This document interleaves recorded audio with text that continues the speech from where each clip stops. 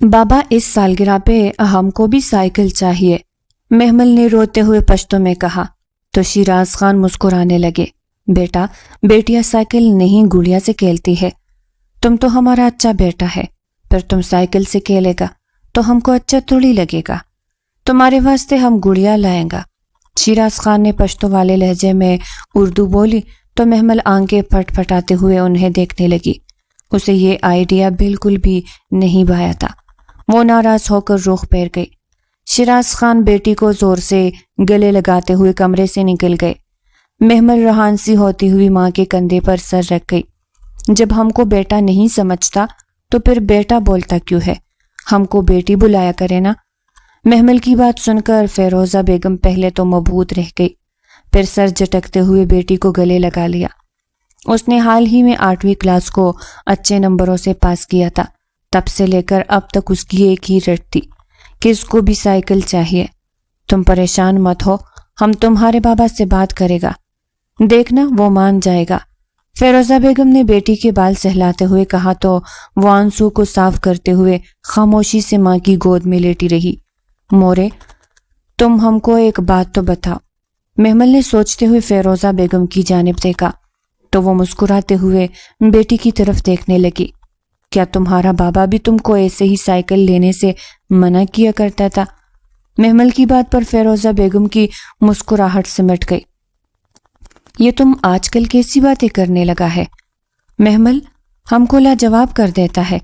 فیروزہ بیگم نے جان بوجھ کر بات کا رخ بدلتے ہوئے اسے ڈانٹا تو وہ خاموشی سے مختلف سوچوں کے بھنور میں پنسی رہی۔ مورے، بابا کہاں گیا ہے؟ محمل نے ماں سے سوال کیا تو وہ مسکرانے لگی۔ تمہارا بابا شہر کام سے گیا ہے، 2 دن میں واپس آ جائے گا۔ فیروزہ کی بات سن کر محمل جلدی سے اٹھی، دوپٹہ سر پر رکھا اور کمرے سے چلی گئی۔ فیروزہ بیگم نے اس کا اس طرح جانا بہت محسوس کیا تھا۔ محمل شروع سے اس فرق کے خلاف تھی۔ وہ جانتی تھی کہ میٹرک کے بعد اسے گھر بٹھا دیا جائے گا، گھر کے مردوں کو ہی اعلیٰ تعلیم حاصل کرنے کی اجازت تھی۔ آپا، کیا تم پڑھائی چھوڑ دے گا؟ محمل نے معصومیت سے سوال کیا تو مشال ہنسنے لگی۔ ایسا بات نہیں ہے محمل، ہم آگے پڑھے گا، بابا جان نے ہم سے وعدہ کیا ہے وہ ہم کو آگے پڑھائے گا، بڑا ڈاکٹر بنائے گا، مشال نے فخریہ انداز میں کہا تو محمل پرجوش ہو کر اسے دیکھنے لگی۔ ابھی تو پڑھے گا تو پھر ہمیں بھی پڑھنے کا موقع ملے گا، ہم بھی ڈاکٹر بنے گا۔ وہ بچوں کی طرح خوش ہوتے ہوئے گول گول گھومنے لگی۔ اب پھر تم اچھے سے پڑھائی کرنا تاکہ ہم کو بھی پڑھنے کا اجازت ملے۔ وہ پشتو بولتے ہوئے اتنی پیاری لگ رہی تھی کہ مشال نے اسے اپنی باہوں میں بھر لیا۔ ہم اچھے سے پڑھائی کرے گا، بس تم بھی اچھے نمبر لانا، پھر داخلہ ہوگا۔ مشال اسے سمجھانے لگی تو وہ سر ہلا کے رہ گئی۔ باہر لالا بھی تو پڑھ رہا ہے، تم بھی اسی کے کالج جائے گا۔ محمل نے سوالیہ نظروں سے مشال کو گورا تو وہ ہنستے ہوئے اس کی گال پر چٹکی کاٹ گئی۔ بالکل میری گڑیا، ہم وہی پڑھنے جائے گا، اور دیکھنا تمہارا بہن وہاں سے ڈاکٹر بن کے آئے گا۔ مشال کی بات پر وہ دونوں ہی مسکرانے لگی۔ مورے کہاں ہے آپ؟ مورے باہر خان ٹانگ پر گولی لگنے کی وجہ سے لڑکڑا کر چل رہا تھا۔ اس کی آوازوں نے خان حویلی کے در و دیوار تک ہلا دیے تھے۔ میرا بچہ، میرا بابر، تم کو کیا ہوا ہے؟ زلیخا بھاگتے ہوئے بیٹے کو تھام چکی تھی، اسے ٹانگ پر گولی لگی تھی۔ وہ تو شیراز کے ساتھ شہر جا رہا تھا، پھر 1 گھنٹے میں واپس کیسے ہوئی؟ اور یہ زخم کیسے تھے؟ زلیخا بیٹے کا چہرہ ہاتھ میں تھام کر رہ گئی۔ اماں جان، مورے کو بلائے، ہم کو ان سے بات کرنا ہے۔ وہ درد سے کراہتے ہوئے بار بار اپنی دادی گل کا پوچھ رہا تھا۔ زلیخا نے دل پر ہاتھ رکھ لیا۔ آوازیں سن کر فیروزہ بیگم بھی کمرے سے نکل آئی۔ محمل اور مشال بھی بڑے حال کمرے میں داخل ہوئی۔ بابر کو اس حالت میں دیکھ کر سبھی کے منہ کھلے کے کھلے رہ گئے۔ بابر لالا، تم کو کیا ہوا ہے؟ میرا بابا تمہارے ساتھ گیا تھا، وہ کہاں ہے؟ محمل روتے ہوئے اپنے باپ کا پوچھنے لگی۔ بابر کو اس حال میں دیکھ کر اس کا دل وسوسوں میں گر چکا تھا۔ محمل کی بات سنتے ہی فیروزہ بیگم یک ٹک بابر کو دیکھنے لگی اور پھر دوپٹہ سر پر جماتے ہوئے باہر بھاگی۔ چچی، باہر مت جاؤ، باہر پردہ ہے، گاؤں کے لوگ جمع ہے۔ بابر نے اردو میں بولا تو فیروزہ دروازے پر جا کر کھڑی ہو گئی۔ کچھ لوگ رو رہے تھے تو کچھ شدید غصے میں تھے۔ وہ سب ایک چارپائی کے ارد گرد جمع تھے۔ فیروزہ نے دل پر ہاتھ رکھ لیا۔ بابی، تم یہاں کیا کر رہا ہے؟ اندر جاؤ اور یہ دروازہ بھی دے جاؤ۔ مراد خان غصے میں ڈالتے ہوئے بولا تو فیروزہ جہاں کھڑی تھی وہی نیچے گر گئی۔ محمل روتے ہوئے ماں کی طرف بھاگی۔ مشال کو بھی ہوش آیا تو وہ ماں کو اٹھانے میں مدد کرنے لگی۔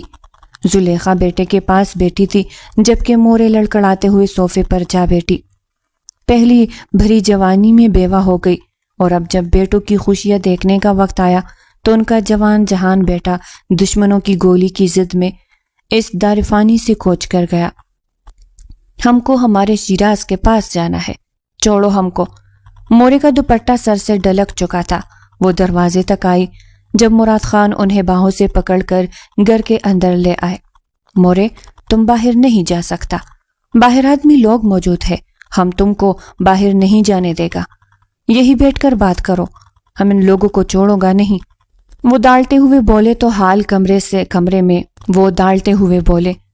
کے کمرے میں سناٹا چھا گیا۔ بابر خان روتے ہوئے سر جھکائے بیٹھا تھا۔ اور تم بابر خان مرد کا بچہ بنو، یہ کیا عورت ذات کی طرح روئے جاتا ہے؟ ہم کو دوبارہ تمہارا آنسو نہ دکھے ورنہ ہم سے برا کوئی نہیں ہوگا۔ مراد خان کے ڈانٹنے پر بابر نے اپنی آنکھوں کے آنسو صاف کیے۔ بابا، ہمارا کوئی قصور نہیں ہے، ہم تو چچا جان کو دوسرے راستے سے لے کر جا رہا تھا، مگر راستے میں وہ لوگ گھات لگائے بیٹھا تھا۔ بابر کے کہنے پر مراد خان نے اسے چپ رہنے کا اشارہ کیا۔ یکدم بابر کو اپنے اوپر کسی کی نظر محسوس ہوئی۔ اس نے نظروں کے تعاقب میں دیکھا تو محمل نفرت سے اسے گھور رہی تھی۔ اس نے پرواہ نہیں کی اور سر جھکائے بیٹھا رہا۔ اس کے چچا کے بچوں کا اس سے نفرت کرنا بنتا تھا کیونکہ وہ اپنے چچا کو اپنے ساتھ زبردستی لے گیا تھا۔ اب تو یہ بیوہ ہو چکا ہے، پھر بھی اس نے لال چوڑیاں پہن رکھی ہے۔ مورے، تم کچھ بولتا کیوں نہیں؟ ہاشم خان کی بیوی نے فیروزہ کو حقارت سے دیکھتے ہوئے کہا۔ تو مورے کی نظر فیروزہ کی سفید کلائیوں میں کھنکتی ہوئی لال چوڑیوں پر گئی۔ وہ ہذیانی سی انداز میں پیچھے ہونے لگی۔ سبھی عورتیں دھیرے دھیرے ان کی طرف بڑھنے لگی۔ وہ نفی میں سر ہلاتے ہوئے چیخنے لگی۔ ان کے دماغ پر گہرا اثر ہوا تھا۔ وہ بار بار روتے ہوئے انہیں چوڑیاں اتارنے سے انکار کرتی رہی، مگر عورتوں نے وہ ساری چوڑیاں توڑ دی۔ ہم کو تو تم دوبارہ سنگار میں نہ دکھنا ورنہ اچھا نہ ہوگا۔ مورے یہ کہتے ہوئے حال کمرے سے نکل گئی جبکہ فیروزہ اپنی سونی سونی کلائیوں کو گور کر رہ گئی۔ ایسے ہی کئی مہینے گزر گئے۔ فیروزہ شوہر کی قبر پر جانے کے لیے تڑپتی رہی، یہاں تک کہ وہ دن بھی آ پہنچا جب ان کی عدت پوری ہو گئی اور انہیں قبرستان جانے کی اجازت مل گئی، مگر صرف 10 منٹ کے لیے وہ ڈرائیور کے ساتھ قبرستان پہنچی اور وہاں روتی رہ گئی۔ محمل بھی ان کے ساتھ آئی تھی۔ وہ خالی خالی نظروں سے باپ کی قبر کو گھورتی رہی۔ تم یہی بیٹھو، ہم تمہارے لیے پانی لاتا ہے، وہ جلدی سے کہتے ہوئے قبرستان کے آخر میں موجود نلکے کی طرف آئی۔ ابھی پانی بھرنے ہی لگی تھی جب کسی کی موجودگی کا احساس ہوا۔ ڈرتے ڈرتے پیچھے مڑ کر دیکھا تو سامنے کسی 24 سالہ مرد کو دیکھ کر اس کے ہاتھ کانپ گئے۔ ہم تم کو ایک سچ بتانے آیا ہے، ہماری بات سنے بغیر یہاں سے جائے گا تو تمہارا نقصان ہوگا۔ دلاور خان نے رعبدار لہجے میں کہا تو محمل کے قدم تھم گئے۔ وہ جانتی تھی کہ وہ کون ہے، مگر وہ لوگوں کو باتیں کرنے کا موقع نہیں دینا چاہتی تھی۔ کون سا سچ؟ وہ رخ پھیرے کھڑی رہی۔ تمہارے بابا کو بابر خان نے مارا ہے، ہم اس بات کا گواہ ہے، ہم جھوٹ کیوں بولے گا؟ وہ بھی تو رشتے میں ہمارا کچھ لگتا تھا، تم یقین کرو ہمارا، دیکھنا تمہارا چچا اس بات کو چھپا دے گا، اپنے بیٹے کو سزا نہیں دلوائے گا، مگر میں نے اپنی انہی گناہگار آنکھوں سے دیکھا ہے، اسی نے ہی گاڑی کو دھکا مارا تھا۔ محمل نے آدھے دوپٹے سے نقاب کیا، گور کر دلاور خان کو دیکھا اور آگے بڑھ گئی۔ اس کے باپ کی لاش کھائی سے ملی تھی، شکر ہے کہ لاش مل گئی تھی، ورنہ عموماً کھائی میں گرنے والے لوگوں کی لاشیں جانور اس قابل نہیں چھوڑتے کہ وہ دفنانے کے قابل ہو۔ خانم، چلو یہاں سے، ہمارا دم گھٹ رہا ہے، ہمیں لگ رہا ہے ہم سانس نہیں لے پا رہا۔ محمل نے سینہ مسلتے ہوئے کہا تو فیروزہ بیگم چونک گئی۔ ان کی بیٹی کی حالت خراب ہو رہی تھی۔ انہوں نے جلدی سے اسے پکڑا اور انہیں لے کر گاڑی تک آئی۔ محمل کی طبیعت سارے راستے خراب رہی۔ وہ اپنی ماں کی گود میں بے ہوش ہو گئی۔ فیروزہ بیگم کے تو ہاتھ پاؤں پھول گئے۔ وہ جیسے ہی حویلی داخل ہوئی، فیروزہ جلدی سے باہر نکلی اور ملازمہ کو آوازیں دینے لگی۔ پہلی بار ایسا ہوا تھا کہ گھر کے ملازمین نے فیروزہ بیگم کی آواز سنی تھی۔ سبھی مرد نظریں جھکائے کھڑے تھے۔ مورے نے جھانک کر کھڑکی سے دیکھا تھا، 2 ملازمہ بھاگتی ہوئی آئی، محمل کو اٹھایا اور کمرے میں لے گئی۔ وہ شدید ذہنی دباؤ کا شکار تھی۔ وہ اپنے باپ کو بھول نہیں پا رہی تھی۔ اسے ہر وقت اپنا باپ اپنے ساتھ چاہیے تھا، مگر آج وہ اسے چھوڑ کر جا چکا تھا۔ ہم تم کو کہہ رہا ہے، ہم سے دور رہو۔ جیسے ہی محمل کو ہوش آیا، بابر کو اپنے قریب دیکھ کر وہ شدید غصے میں بولی۔ ہر کوئی گھنگ ہو کر اسے دیکھ رہا تھا۔ بابر اس کا چیک اپ کرنے کے واسطے ہی اس کے ساتھ بیٹھا تھا۔ ہم تم کو کہہ رہا ہے نا، ہمارے قریب مت آؤ، خانم مجھے بچا لو۔ وہ روتے ہوئے ماں سے لپٹ گئی۔ بابر حیران ہو کر اس لڑکی کو دیکھ رہا تھا۔ وہ لمبے لمبے ڈک بھرتا ہوا کمرے سے نکل گیا۔ زلیخا نے ایک تیرچی نگاہ محمل پر ڈالی اور کمرے سے چلی گئی۔ مورے سر پکڑ کر بیٹھی رہی۔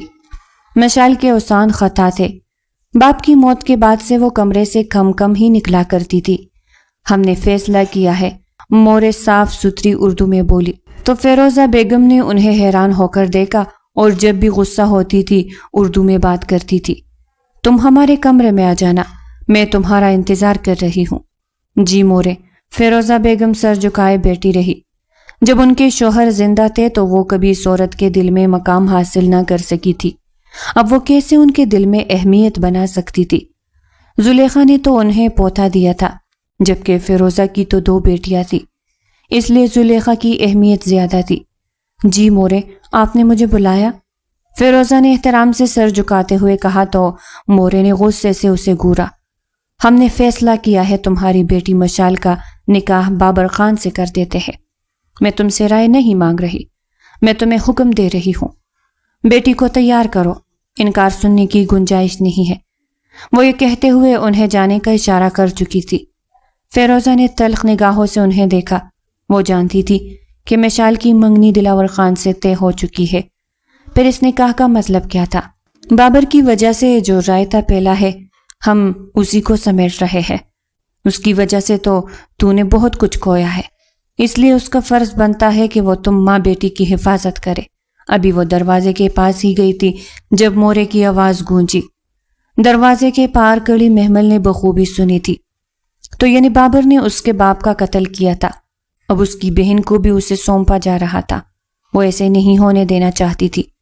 دلاور خان اس قتل کا عینی شاہد تھا، اس قتل کو ثابت کرنا چاہتی تھی تاکہ بابر خان کو سزا ملے، مگر سبھی لوگ بابر خان کے ساتھ تھے، وہ کچھ بھی نہ کر پائی۔ خانم، ہم اپنی جان لے لے گا مگر بابر لالا سے شادی نہیں کرے گا، مشال نے روتے ہوئے کہا تو فیروزہ بیگم نے بغیر سوچے سمجھے ایک تپڑ اس کے منہ پر جڑ دیا۔ مورے نے پہلے ہی کہہ دیا تھا، اگر مشال اس نکاح کے لیے نہیں مانی تو انہیں یہ حویلی چھوڑ کر جانی ہوگی۔ وہ 2 بیٹیوں کے ساتھ کہاں جاتی؟ اس لیے مشال کو ہر حال میں منانا تھا۔ اماں جان، تم جو بھی کر لو، ہم صرف دلاور خان سے شادی کرے گا، یہ ہمارا آخری فیصلہ ہے، تم کو جو کرنا ہے کر لو۔ مشال بدتمیزی سے کہتے ہوئے واش روم میں گھس گئی۔ محمل نے غصے سے ماں کی طرف دیکھا۔ فیروزہ بیگم روتے ہوئے سر جھکا گئی۔ وہ اس عمر میں اس گھر سے بے دخل نہیں ہونا چاہتی تھی۔ بہت پہلے ان کی اپنی غلطی کی وجہ سے وہ اپنا خاندان کھو چکی تھی۔ نہیں چاہتی تھی کہ مشال کو بھی وہ سب سہنا پڑے۔ وہ معصوم بچی تھی، بچپن سے ہی اس کے ذہن میں جو ڈالا گیا تھا وہ وہی دہرا رہی تھی۔ جیسی ماں ویسی بیٹی۔ فیروزہ ابھی اپنی قسمت پر ماتم کنا تھی۔ جب مورے کمرے میں داخل ہوئی، شاید وہ مشال کی باتیں سن چکی تھی۔ اپنی بیٹی کو کہو اس رشتے کے لیے راضی ہو جائے، ورنہ اس کا ٹھکانہ قبر ہوگی، اور قبر بھی اس کے باپ کے قبر کے برابر میں بنائی جائے گی۔ وہ سختی سے کہتے ہوئے کمرے سے نکل گئی۔ او خدا، اب میں کیا کروں؟ فیروزہ بیگم نے سر تام لیا۔ محمل جو اب تک ماں کو قصوروار سمجھ رہی تھی، وہ آگے بڑھی اور ماں کو گلے لگا لیا۔ اماں، یہ آپا ابھی تک باہر کیوں نہیں آئی؟ دادی کی سنگت میں محمل توڑی اردو بولنے لگی تھی۔ وہ گھبراتے ہوئے بولی تو پھر فیروزہ بیگم کے دماغ کی بتی جل اٹھی۔ وہ بھاگتے ہوئے دروازہ بجانے لگی، مگر مشال کوئی جواب نہیں دے رہی تھی۔ دروازہ پیٹا جاتا رہا۔ شور سن کر بابر اور مراد خان بھی کمرے میں آ گئے۔ دروازہ توڑ کر اندر داخل ہوئے تو دیکھا مشال زہر کھا چکی تھی، اس کے منہ سے جاگ نکل رہی تھی۔ سبھی لوگ گھبرا گئے۔ بابر نے اسے باہوں میں اٹھایا، گاڑی میں ڈالا اور اپنے ساتھ ہسپتال لے گیا، مگر راستے میں ہی وہ دم توڑ گئی۔ اس نے آخری سانس سے اپنی ماں کی گود میں لی تھی۔ فیروزہ بیگم کے لیے ساری زندگی کا یہ دکھ ہی کافی تھا۔ ایک ہفتے میں خان حویلی سے 2 جنازے اٹھائے گئے تھے۔ سبھی لوگ افسردہ تھے۔ محمل بابر سے شدید نفرت کرنے لگی تھی، حالانکہ وہ اس کا آئیڈیل تھا۔ جب بھی شہر جاتا اس کے لیے چاکلیٹ لاتا اور جو منگواتی ہر چیز بابر لے آنے کا پابند ہوتا۔ وہ اس کی چھوٹی بہن کی طرح تھی، مگر اب وہ اس سے شدید نفرت کرتی تھی، اتنی نفرت کہ وہ اس کے سامنے جانے سے بھی کترانے لگی۔ بیٹی اور شوہر کے مرنے کے 6 مہینے تک ہی فیروزہ بیگم زندہ رہی۔ ایک روز ایسا سوئی کہ پھر اٹھ نہ سکی۔ اس روز محمل صحیح معنوں میں یتیم ہوئی تھی۔ وہ تو دیواروں سے بھی ڈرنے لگی تھی، سوتی تو خواب میں ڈر جاتی، چیخے مار کے اٹھ بیٹھتی تھی۔ تب مورے نے اسے سنبھالا اور اپنی گھنی چاؤ میں پناہ دی۔ وہ انہیں بالکل اولاد کی طرح چاہنے لگی۔ کہیں نہ کہیں مورے مشال کی موت کی وجہ خود کو سمجھنے لگی تھی۔ وہ عورت تھی، جتنا بھی باہر سے مضبوط بننے کی کوشش کرتی، ان کا اندر اتنا ہی نرم اور ملائم تھا۔ وہ کسی کو تکلیف میں نہیں دیکھ سکتی تھی۔ شوہر کے مرنے کے بعد انہیں مضبوط ہونا پڑا، کیونکہ وہ جانتی تھی کہ ورنہ اس گاؤں پر منڈلانے والے گیدڑ انہیں نوچ کھائیں گے۔ انہوں نے اپنے بیٹے کو پڑھایا لکھایا، ایک مقام دیا تاکہ وہ اس گاؤں میں اپنے باپ کی چوڑی ہوئی گدی سنبھال سکے۔ وہ لوگ گاؤں چھوڑ کر ہمیشہ کے لیے اسلام آباد آ گئے تھے۔ ان کی دشمنیوں نے انہیں گھر سے بے گھر کر دیا تھا۔ یہاں وہ اچھی زندگی جی رہے تھے، کیونکہ مراد خان کئی سالوں سے یہی آباد تھے اور اپنا بزنس کر رہے تھے۔ اب تو بابر کی نوکری بھی یہی لگ گئی تھی۔ محمل مورے کے بہت قریب ہو گئی تھی، البتہ زلیخا بیگم کا رویہ لیا دیا رہتا تھا۔ محمل اب تم بڑی ہو گئی ہو تو ہم نے تمہاری شادی کا فیصلہ کیا ہے، مورے نے اس کے بال سہلاتے ہوئے کہا تو وہ ان کا ہاتھ جھٹکتے ہوئے اٹھ بیٹھی۔ مگر مورے ابھی سے کیوں؟ ابھی اس کی پڑھائی کا 1 سال باقی تھا، وہ روتے ہوئے بولی۔ بابر کی عمر 32 سال ہو چکی ہے، کب تک وہ تمہارے انتظار میں بیٹھا رہے گا؟ بچے، مورے نے پیار سے کہا تو محمل آنکھیں پھاڑے انہیں دیکھتی رہ گئی۔ خدا کا خوف کرو مورے، بابر لالا ہم سے بہت بڑا ہے، انکل لگتا ہے ہمارا، ہم اس سے شادی نہیں کرے گا۔ محمل روتے ہوئے بول رہی تھی جب کمرے کے باہر سے گزرتے بابر خانزادہ کے قدم تھم گئے اور ماتھے پر بل پڑے تھے۔ وہ 32 سالہ جوان محمل سے 11 سال بڑا تھا۔ مورے ہم کو اس سے شادی نہیں کرنا، وہ روتے ہوئے بولی تو مورے نے اسے اپنی باہوں میں بھینچ لیا۔ ہم کو شادی سے کوئی مسئلہ نہیں ہے، مگر ہم بابر لالا سے نہیں کرے گا۔ محمل روتے ہوئے بولی تو مورے سرد سانس خارج کر کے رہ گئی۔ تمہارے تایا کا حکم ہے، اس کے لیے تو میں بھی انکار نہیں کر سکتی، مورے نے بے بسی سے کہا تو محمل کے رونے میں شدت آ گئی۔ اگر تایا نے ہم پر زبردستی کی تو ہم بتا دیتے ہیں کہ ہم گھر سے بھاگ جائیں گے، محمل نے حتمی لہجے میں کہا تو مورے نے ڈر کے مارے اس کے ہونٹوں پر ہاتھ رکھا تھا، کہیں یہ بات کوئی اور نہ سن لے۔ مراد خان سنتا تو یقیناً غصہ ہو جاتا، ہو سکتا تھا کہ وہ اس پر ہاتھ اٹھا لیتا۔ بابر نے سنا تو مٹھیاں بھینچ کے رہ گیا۔ پچھلے 7 سالوں سے وہ اس سے منسوب تھی اور کتنی ہٹ درمی سے انکار کر رہی تھی۔ وہ غصہ ہوتے ہوئے اپنے کمرے میں چلا گیا۔ مورے اسے کافی دیر تک سمجھاتی رہی۔ یہاں آ کر وہ لوگ پشتو کے بجائے اردو میں بات کرتے تھے، اس لیے ان کی اردو کافی اچھی ہو گئی تھی۔ محمل بیٹا، مجھے تم سے بات کرنی ہے۔ ابھی وہ کمرے میں لیٹی ہی تھی جب اسے مراد خان کی آواز سنائی دی۔ جی تایا جان، اندر آئے۔ وہ دروازے کی اوٹ میں کھڑے ہوئے تھے۔ محمل جلدی سے اٹھ کر بیٹھ گئی۔ کیسی ہو بیٹی؟ پڑھائی تو ٹھیک چل رہی ہے نا؟ مراد خان نے سوال کیا تو محمل دوپٹہ درست کر کے رہ گئی۔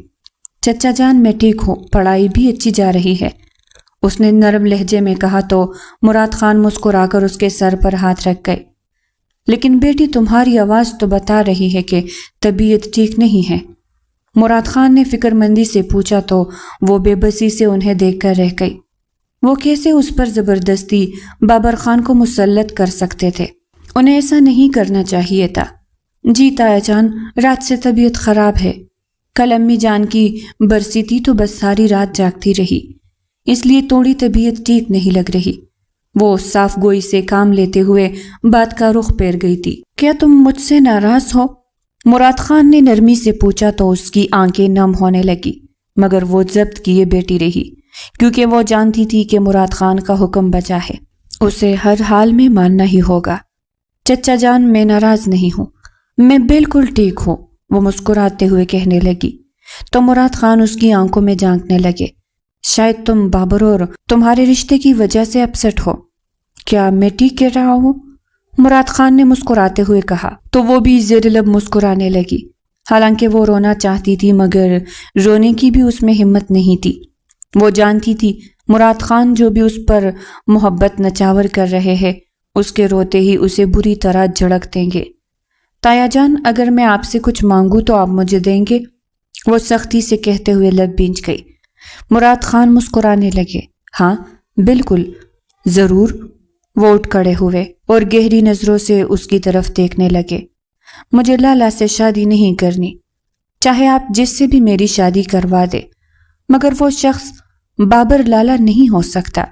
وہ روتے ہوئے سر گھٹنوں میں دے کر بیٹھ گئی تو مراد خان غصے سے مٹھیاں بھینچ کر رہ گئے۔ ایک بات سن لو محمل، میں نے اپنے بھائی سے وعدہ کیا تھا کہ اس کے جانے کے بعد اس کی بچیوں کا خیال رکھوں گا۔ میں اپنی بات سے پیچھے نہیں ہٹ سکتا۔ تم میری نظروں کے سامنے رہو گی تو مجھے اپنا وعدہ پورا ہوتا دکھائی دے گا۔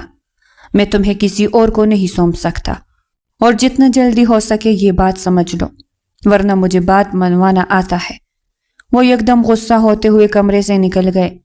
محمل کے رونے میں شدت آ گئی تھی۔ اس کی رونے کی آواز سن کر بی جان بے چین ہو کر کمرے میں داخل ہوئی تھی، مگر مراد خان نے ان کا بازو پکڑ کر انہیں باہر کھینچ لیا۔ کوئی ضرورت نہیں ہے اس سے بات کرنے کی، آپ اپنے کمرے میں جائیں اور شادی کی تیاریاں شروع کریں۔ شادی میں کسی چیز کی کمی نہیں ہونی چاہیے۔ وہ سختی سے کہتا مورے کو ان کے کمرے تک چھوڑنے آیا۔ وہ انہیں سمجھاتی رہ گئی، مگر انہوں نے اپنے بچوں کو یہی تو سکھایا تھا، صحیح کام پر ڈٹ جاؤ، چاہے تمہیں کتنا ہی نقصان کیوں نہ اٹھانا پڑے۔ ایک نہ ایک دن خدا تمہیں بہت نوازے گا، اور وہ وہی تو کر رہے تھے۔ اب ان کی نظر میں بابر سے بہترین لڑکا محمل کے لیے کوئی نہیں تھا، مگر محمل اس شخص سے پچھلے 7 برس سے نفرت کرتی تھی۔ وہ اس کے ساتھ ساری زندگی کیسے گزار سکتی تھی؟ میں گھر سے بھاگ تو جاؤں گی مگر یہ شادی نہیں کروں گی، وہ غصے سے کہتے ہوئے الماری کی طرف بڑھی، اپنا ضروری سامان بیگ میں ڈالا اور اسے چھپا کر رکھ دیا۔ محمل بیٹا، مجھے تم سے کچھ ڈسکس کرنا ہے، اگر تم فری ہو تو کیا تم میرے ساتھ چل سکتی ہو؟ زلیخا بیگم نے تمہید باندھتے ہوئے کہا تو محمل مسکرا کر انہیں دیکھنے لگی۔ جی تائی جی، ضرور، کہاں چلنا ہے مجھے بتائے؟ وہ خوش اخلاقی کا مظاہرہ کرتے ہوئے ان کے ساتھ جا کھڑی ہوئی۔ اچھا تو پھر جلدی سے میرے ساتھ میرے کمرے میں چلو، تمہاری ماں کا میرے ساتھ کچھ زیور ہے، میں چاہتی ہوں تم دیکھ لو کہ نکاح والے دن تم کون سے زیور پہننا چاہتی ہو۔ بہت پرانے زیور ہے تو سنار سے ٹیک بھی کروانے پڑیں گے، وقت لگ جائے گا اور ہمارے پاس زیادہ وقت نہیں ہے، کل صبح کے وقت ہی تم لوگوں کا نکاح ہے۔ یہ سن کر محمل کے چہرے پر تاریکی چھا گئی، وہ سوچ بھی نہیں سکتی تھی کہ سب کچھ اتنا اچانک ہو جائے گا۔ وہ اپنے آنسو چھپاتے ہوئے زلیخا بیگم کے پیچھے چلنے لگی۔ یہ والا سیٹ دیکھ رہی ہو، یہ تمہاری ماں نے ولیمے میں پہنا تھا۔ زلیخا بیگم نے ایک ہار اس کی گردن سے لگاتے ہوئے تو محمل نے اس ہار کو پہن کر اسے ایسا لگا جیسے کوئی اس کا گلا دبا رہا ہے۔ اس نے جلدی سے وہ ہار دور کیا اور گردن پر ہاتھ پھیرنے لگی۔ زلیخا بیگم بھی پریشان ہو گئی۔ کیا ہوا ہے محمل؟ کیا یہ ہار تمہیں چبھ رہا ہے؟ انہوں نے فوراً سے ہار کو ٹٹولنا شروع کر دیا مگر انہیں ایسی کوئی بھی چبھن محسوس نہیں ہوئی۔ وہ حیران ہو کر اس لڑکی کو دیکھ کر رہ گئی تھی۔ تائی، آپ سے ایک بات پوچھوں؟ وہ جھجکتے ہوئے بولی تو زلیخا نہ چاہتے ہوئے بھی سر ہلا گئی۔ میری ماں کے صرف ولیمے کے زیور ہے اور بارات والے کہا ہے۔ وہ زیوروں کو دیکھتے ہوئے بولی تو زلیخا بیگم نے سر جھکا دیا۔ مرنے والے جب مر جاتے ہیں تو ان سے جڑے گناہوں کا ذکر نہیں کرتے۔ وہ نظریں چراتے ہوئے بولی تو محمل کے گلے میں آنسو کا گولا اٹک گیا۔ وہ بول نہیں پا رہی تھی، آنکھیں پھاڑے اپنی تائی کو دیکھتی رہ گئی۔ تائی، کیا کہنا چاہتی ہے آپ؟ وہ اٹک اٹک کر بولی تو زلیخا بیگم کا چہرہ تاریک ہونے لگا۔ آج تک گھر کے بچوں کو یہ بات پتہ نہیں تھی، وہ اب بتا کر فیروزہ بیگم کی گناہگار نہیں ہو سکتی تھی۔ بس ٹھیک ایک وجہ میں بتانا ضروری نہیں سمجھتی، زلیخا بیگم سختی سے کہتے ہوئے وہ زیور سمیٹنے لگی۔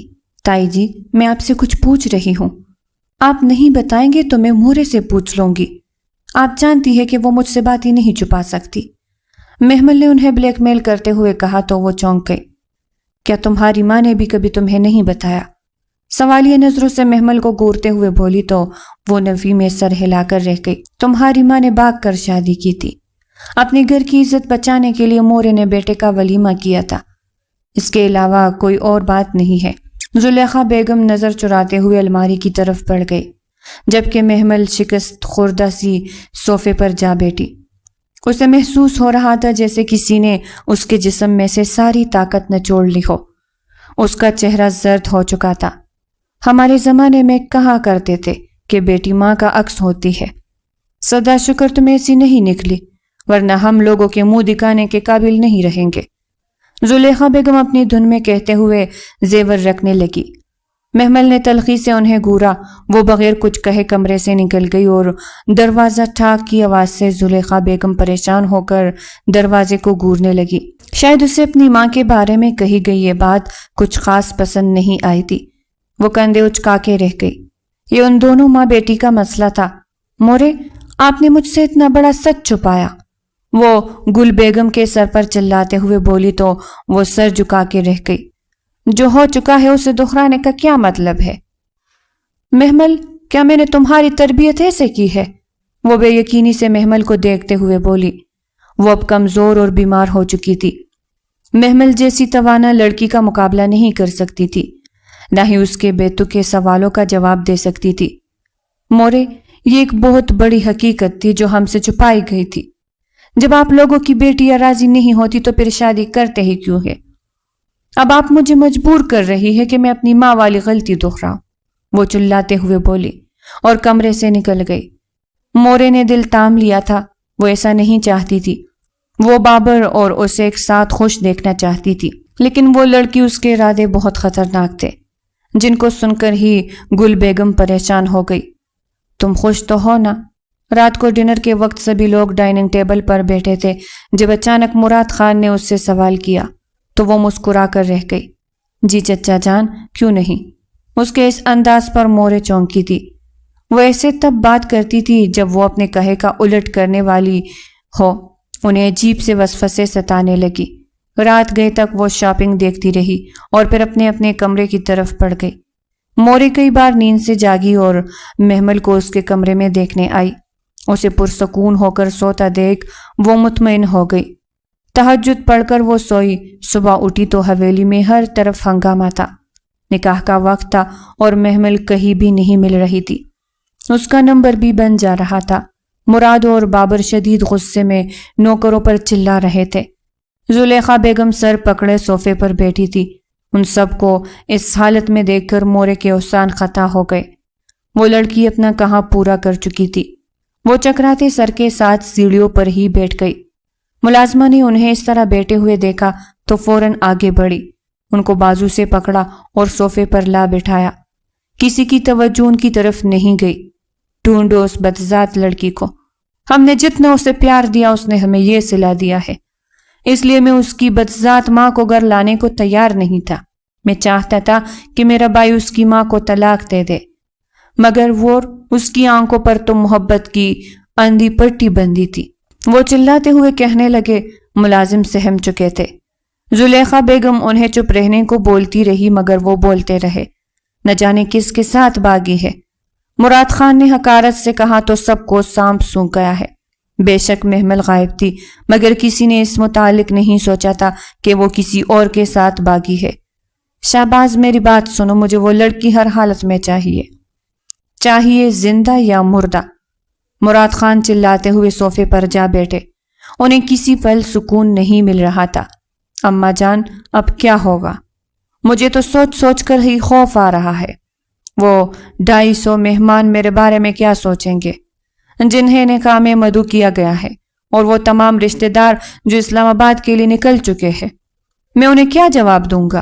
وہ غصے سے چلاتے ہوئے سر پکڑ کر بیٹھ گئے۔ ملازمہ نے آگے بڑھ کر زلیخا بیگم کے کہنے پر انہیں بلڈ پریشر کی گولی تھمائی تھی، جسے وہ گھور کر رہ گئے۔ بابا جان، آپ فکر نہ کریں، سب کچھ ٹھیک ہو جائے گا۔ بول دیں گے کہ محمل کی طبیعت ٹھیک نہیں ہے، ہم نے نکاح کینسل کر دیا ہے۔ بابر کے کہنے کی دیر تھی کہ مورے نے حیران ہو کر بابر کی طرف دیکھا۔ ان کا لاڈلا پوتا ان کے بارے میں یہ کہہ رہا تھا، انہیں یقین نہیں آ رہا تھا۔ مجھے کوئی اعتراض نہیں ہے، بابر کا مشورہ بالکل ٹھیک ہے، زلیخا بیگم نے کہا تو مورے نم آنکھوں پہ ساتھ تقریباً لڑکڑاتے ہوئے اپنے کمرے کی طرف بڑھ گئی۔ ہاں، یہ ٹھیک رہے گا، تم سب کو اطلاع کر دو، میں تب تک باقی معاملات دیکھتا ہوں، لگتا ہے پولیس کو انوالو کرنا پڑے گا۔ وہ غصے سے کہتے ہوئے کمرے میں چلے گئے۔ زلیخا بھی سر تھامے بیٹھی تھی، انہیں تو اس لڑکی کی حرکتیں شروع سے ہی مشکوک لگ رہی تھی۔ کئی بار انہوں نے گل بیگم سے بھی تذکرہ کیا تھا۔ تم پریشان مت ہو، تمہارے لیے ایک سے بڑھ کر ایک لڑکیاں موجود ہے، وہ محمل تو ان کے سامنے کچھ بھی نہیں، زلیخا بیگم نے نفرت سے کہا اور اٹھ کر کمرے کی طرف بڑھ گئی۔ بابر نے اپنا سر تھام لیا، وہ چپ چاپ گاڑی میں بیٹھا اور فارم ہاؤس کے لیے نکل گیا۔ جیسے ہی دروازہ کھلا، محمل جلدی سے اٹھی اور فوراً دروازے کی طرف بھاگی۔ لائٹ آن ہوئی تو دونوں آنکھیں پھاڑے ایک دوسرے کو دیکھتے رہے۔ بابر لالا، مجھے بچا لے، میں نہیں جانتی کہ مجھے کس نے اغوا کیا ہے، اب آپ آ گئے ہیں تو سب ٹھیک ہو جائے گا۔ وہ روتے ہوئے اس کا ہاتھ پکڑ گئی۔ بابر نے ایک زوردار تھپڑ اس کے منہ پر مارا۔ تمہیں کسی اور نے نہیں، میں نے اغوا کیا ہے، تاکہ تمہیں وہ گناہ کرنے سے روک سکوں جو تم کرنے والی تھی۔ تمہاری ہمت کیسے ہوئی ہماری عزت روندنے کی؟ تم جانتی ہو وہاں سارے خاندان کے لوگ جمع ہو چکے ہیں، ہم انہیں کیا جواب دیں گے؟ وہ غصے سے پنکارتے ہوئے اس کی طرف بڑھنے لگا۔ بے یقینی سے اس شخص کو دیکھنے لگی جو ہمیشہ اس کا محافظ رہا تھا، آج کیسے اس کی عزت پر ہاتھ ڈال گیا تھا۔ آپ ایسا نہیں کر سکتے، آپ ایسے نہیں ہیں، وہ چلائی تھی۔ میں ایسا ہی ہوں، وہ غصے میں کہتے ہوئے اس کے بالوں کی چوٹی پکڑ چکا تھا۔ آئندہ اس طرح کی حرکت کرنے کی کوشش کی تو مجھ سے برا کوئی نہیں ہوگا۔ آدھے گھنٹے میں نکاح خواہ پہنچنے والا ہے، امید کرتا ہوں کہ تم انکار نہیں کرو گی، اگر کیا بھی صحیح تو مجھ سے برا کوئی نہیں ہوگا۔ وہ اسے کہتے ہوئے کمرے سے نکل گیا۔ محمل زاروں قطار رونے لگی۔ وہ اپنے باپ کے قاتل سے کیسے شادی کر سکتی تھی؟ وہ تو اسے سبق سکھانا چاہتی تھی اور خود اس کی قید میں تھی۔ اس نے سوچ لیا کہ اگر وہ اس سے زبردستی شادی کر بھی لے گا تو وہ اسے تگنی کا ناچ نچوائے گی، اتنا ذلیل کرے گی کہ وہ خود ہی اسے طلاق دے گا۔ آدھے گھنٹے بعد کمرے کا دروازہ دھڑام سے کھلا۔ نکاح خواہ اور کچھ گارڈز کمرے میں داخل ہوئے۔ نکاح ہوا تو اسے اپنے ماں باپ شدت سے یاد آئے۔ اسے اپنی ماں سے اس دن کے بعد شدید نفرت ہو گئی تھی جس روز اس نے یہ جانا تھا کہ اس کی ماں نے بھاگ کر شادی کی تھی۔ تب سے وہ اپنی ماں سے ہی نفرت کرنے لگی تھی۔ کب تک اس طرح بیٹی رہو گی؟ سب کے جاتے ہی بابر خان کمرے میں داخل ہوا اور وہ خاموشی سے سر جھکائے کونے میں بیٹھی ہوئی تھی۔ کیا ملا ہے آپ کو یہ سب کر کے؟ وہ غصے سے دھاڑی تو بابر خان مسکراتے ہوئے کرسی پر بیٹھ گیا، ٹانگ پر ٹانگ چڑھائی اور اس کی طرف گہری نظروں سے دیکھنے لگا۔ 7 سال پہلے میری منگنی تم سے کر دی گئی، تم بچی تھی، مگر میں نے 7 سال تمہارے بڑے ہونے کا انتظار کیا ہے۔ تمہیں لگتا ہے میں تم سے اتنی جلدی دست بردار ہو جاؤں گا؟ وہ سختی سے کہتے ہوئے مٹھیاں بھینچ کے رہ گیا۔ اسے اس لڑکی پر شدید غصہ آ رہا تھا، بس نہیں چل رہا تھا کہ اس کا منہ تھپڑوں سے لال کر دے۔ آخر اس کی ہمت کیسے ہوئی گھر سے بھاگنے کی؟ گھر سے کیوں بھاگی تھی؟ تم 5 منٹ خاموش رہنے کے بعد بابر نے سوال کیا تو وہ تب تک اسے غصے سے گھورتی رہ گئی۔ کیونکہ میں آپ سے شادی نہیں کرنا چاہتی تھی، وہ اسے کہتے ہوئے اٹھ کھڑی ہوئی۔ اس کا جسم ہولے ہولے کانپ رہا تھا۔ مجھ سے شادی میں کیا مسئلہ ہے؟ وہ وجہ جاننے کے لیے بےتاب ہو رہا تھا۔ آخر وہ لڑکی اس سے کیا چھپا رہی تھی؟ کیونکہ میں آپ سے نفرت کرتی ہوں، شدید نفرت۔ میرا جی چاہتا ہے کہ میں آپ کا نام اس صفحہ ہستی سے مٹا دوں، وہ روتے ہوئے بولی۔ بابر کے اوسان خطا ہو گئے۔ وہ سوچ بھی نہیں سکتا تھا کہ اس لڑکی سے منہ سے اسے ایسی باتیں سننے کو ملے گی۔ مجھ سے نفرت کی کوئی خاص وجہ؟ بابر خود پر ضبط کرتے ہوئے بڑی مشکلوں سے بولا تھا، ورنہ اسے اتنا غصہ آ رہا تھا، اس کا جی چاہ رہا تھا کہ اس لڑکی کا منہ توڑ دے۔ کیونکہ آپ میرے باپ کے قاتل ہیں، میری بہن آپ کی وجہ سے مر گئی، میں شدید نفرت کرتی ہوں آپ سے۔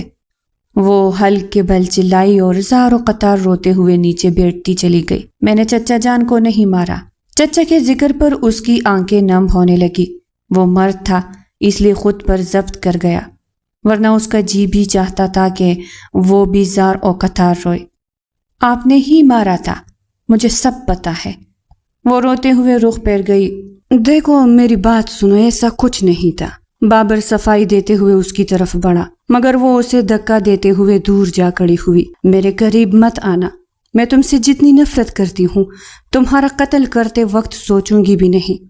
وہ داڑھی اور کمرے کے دروازے سے بھاگنے کی کوشش ہی کی جب بابر نے اس کا ہاتھ پکڑا اور زور سے بیڈ پر پٹخ دیا۔ یہاں سے جانے کا سوچنا بھی مت، مجھے بتاؤ یہ زہر تمہارے دماغ میں کس نے بھرا ہے؟ وہ غصے سے کہتا اس کے سر پر کھڑا تھا۔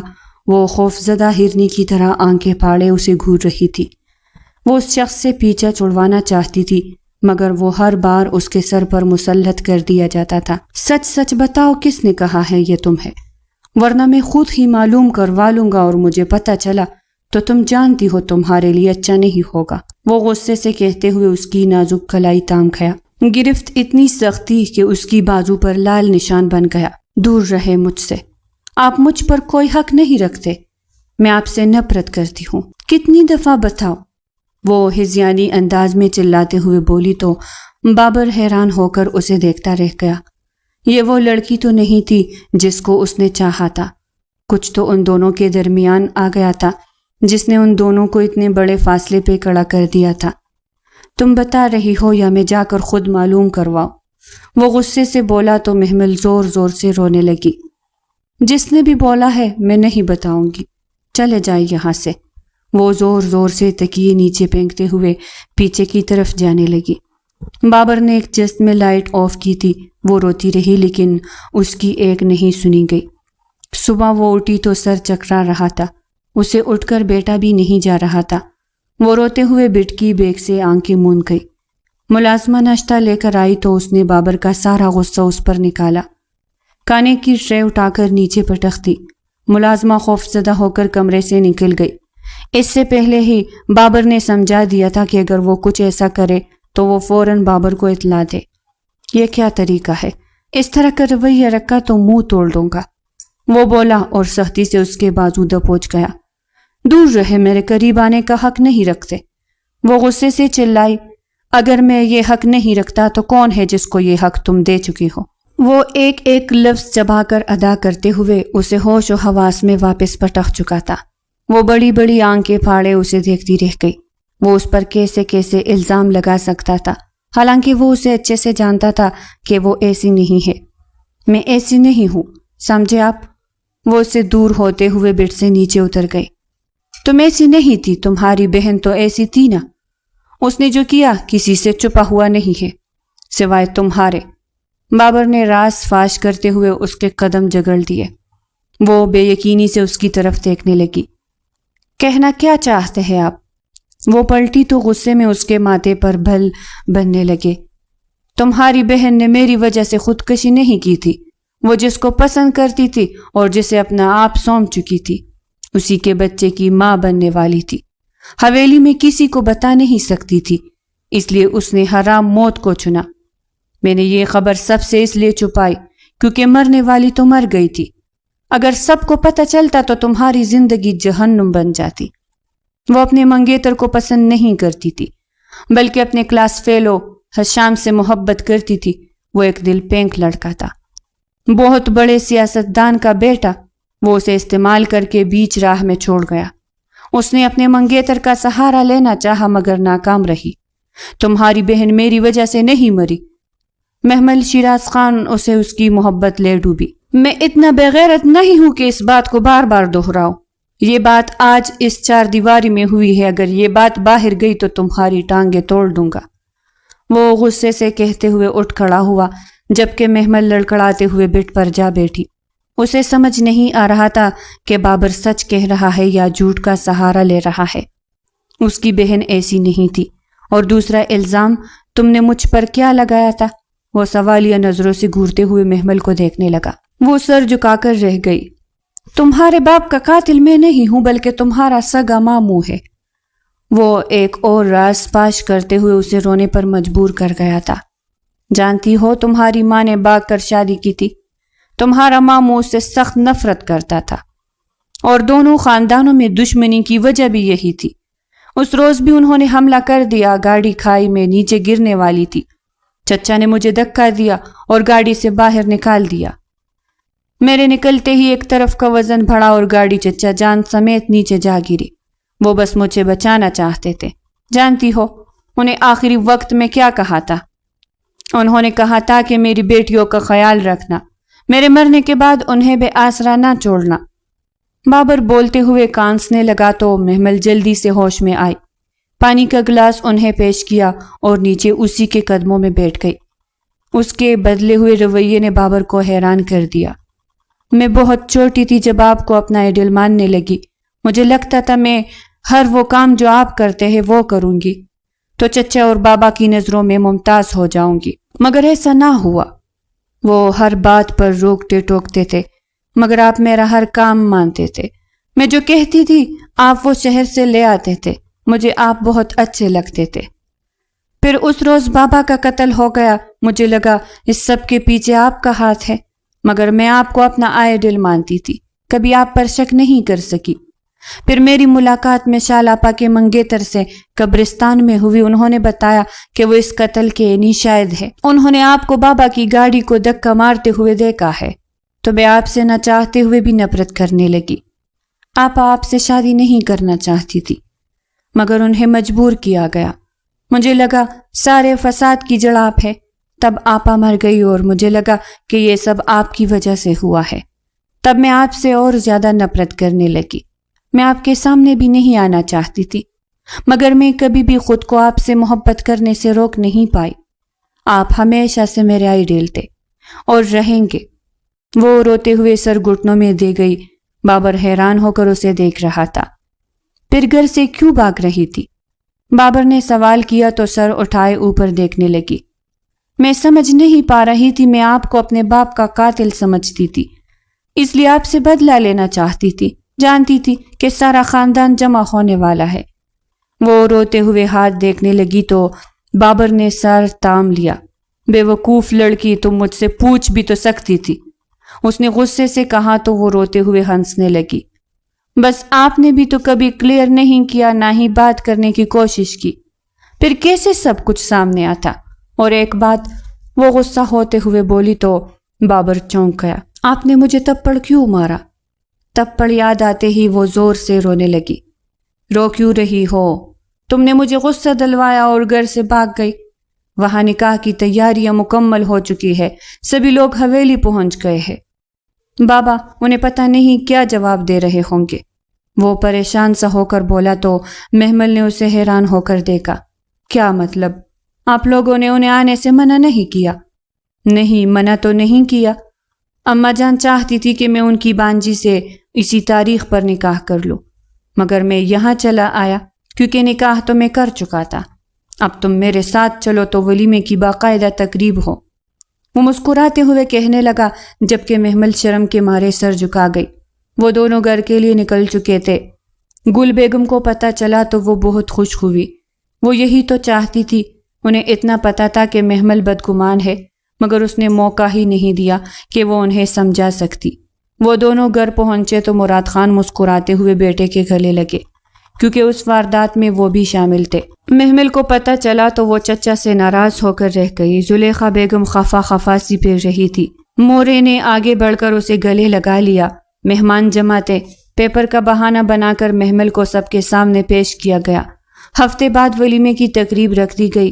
ان کی شادی کے بعد گاؤں سے آنے والی خبر میں محمل کے دل میں جلتی ہوئی انتقام کی آگ کو بھی بجھا دیا۔ اس کے ماموں کو اس کے دشمنوں نے قتل کر دیا تھا۔ اسے افسوس تو بہت ہوا مگر سر جھکا کر رہ گئی۔ شاید وہ یہی ڈیزرو کرتے تھے، ان کی وجہ سے اس نے سب کو کھو دیا تھا۔ تو پیارے ریڈرز، یہ تھی آج کی ناول۔ اگر آپ کو پسند آئی ہو تو لائک کریں، چینل کو سبسکرائب کریں۔ پھر ملتے ہیں ایک نئی ناول کے ساتھ، تب تک کے لیے ہمیں اجازت دیجیے گا۔ اللہ نگہبان۔